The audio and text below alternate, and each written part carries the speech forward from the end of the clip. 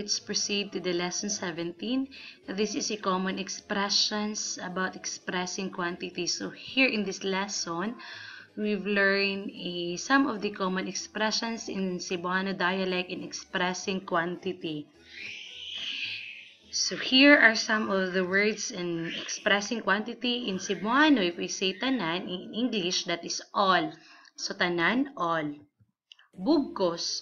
So, bugkos in English, that is bundle. So, bugkos, bundle. Lata. So, in English, lata is can. So, if we say lata in Cebuano, that is can in English. So, lata, can. Sobra. So, exist. So, if we say sobra, that is exist. Gamay. So, if we say gamay, that is few or little. So, gamay, few or little. Puno, or gisudlan. So, in English, that is full, puno. Daghan.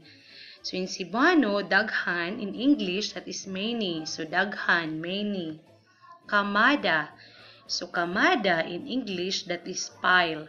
So, kamada is pile. Kamada, pile.